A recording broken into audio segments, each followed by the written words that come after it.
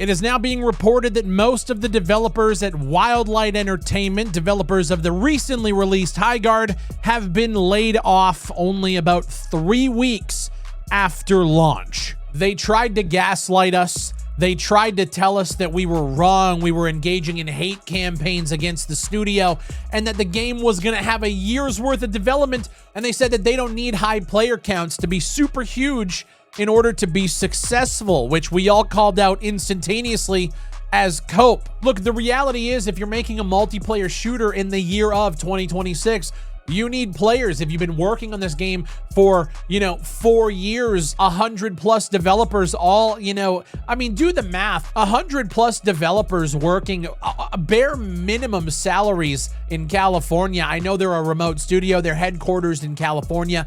I'm going to venture to say at the bare minimum, every single developer was making at least $70,000 a year at the low end. That's not even talking about upper management costs. The bare minimum was that these guys were running on a $30 million+ development budget for this game.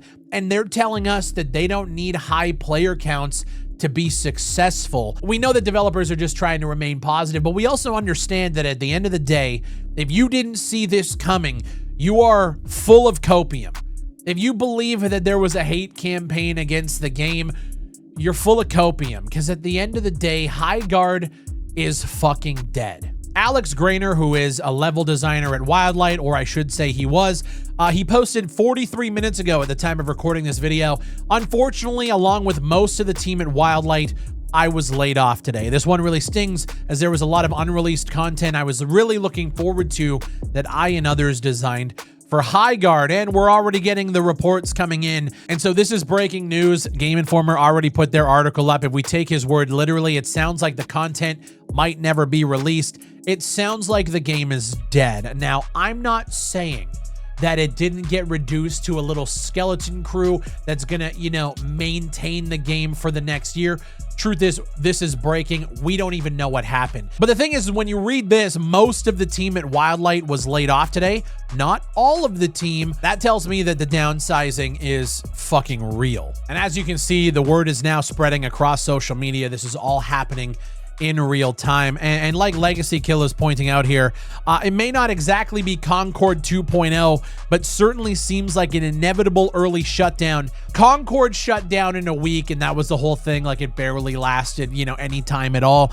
I'm going to venture to say if most of the team is laid off at Wildlight, they're either going to drag that 1-year roadmap corpse across the finish line and have a skeleton crew that's going to be there to maintain the servers, push those updates, if that content was already developed, which is yet to be seen. Truth is, right now, we don't really know what is going on, but I wanted to make a video letting you guys know that all of the copium, all of the toxic positivity, and all of the people that have been out here saying that this game was killed because of content creators and internet trolls and everything else, at the end of the road of every single one of those discussions, what matters are these two numbers right here. How many people are playing it, and what's the reception of the game? When we're talking about multiplayer, when we're talking about not only multiplayer, but a game that was developed with a 100-person crew over 4 years, these numbers matter more than anything else. And the truth is for every single person that was out on social media going,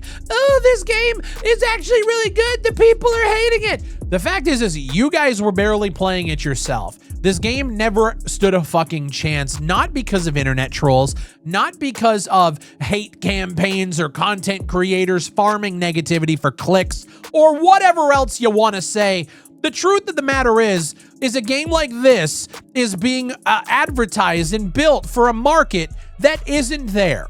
Let's be fucking totally real. This is a free-to-play title in 2026 made by veteran game developers of some of our favorite franchises, Titanfall, the people who like Apex Legends, and they couldn't even get off the fucking ground because they built a game that appeals to not a large audience, which again is okay unless you're huffing copium saying you don't need a high player count to be successful.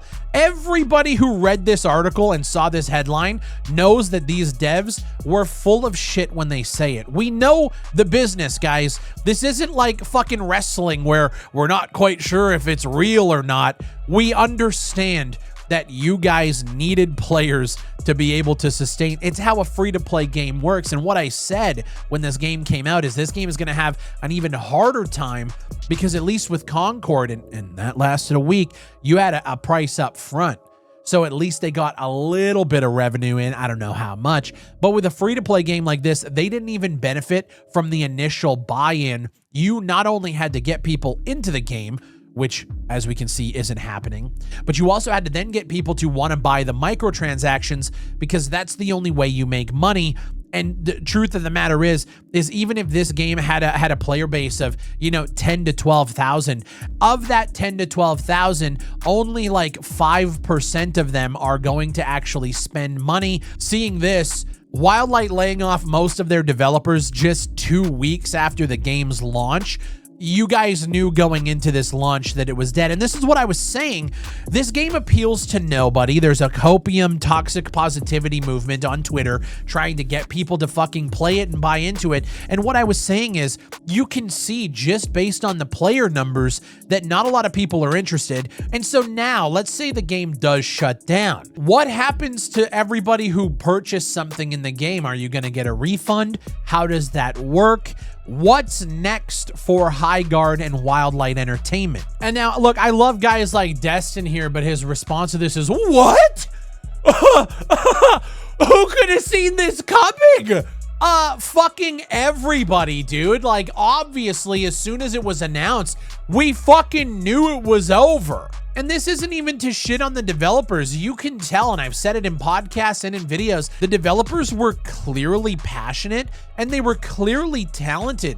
They just had a concept and an idea and an art style that just doesn't jive with where the market is currently sitting. I know it looks like I'm sucking this game's dick, but I've been covering War Dogs and we've been talking about the momentum that they've been getting. And dude, in 3 days, they hit 100,000 Steam wishlists. The response to War Dogs, an indie studio that's creating a realistic military type experience with that kind of realistic military aesthetic, is getting momentum, grabbing wish lists and shooting to the top of the list, while we have games being made by industry veterans who should, in my opinion, understand the market. You need to be able to create games at that level that appeal to a wide, they always talk about appealing to a wide demographic, and this is why I get confused when I see like, oh, they're making games for modern audiences. They're really not.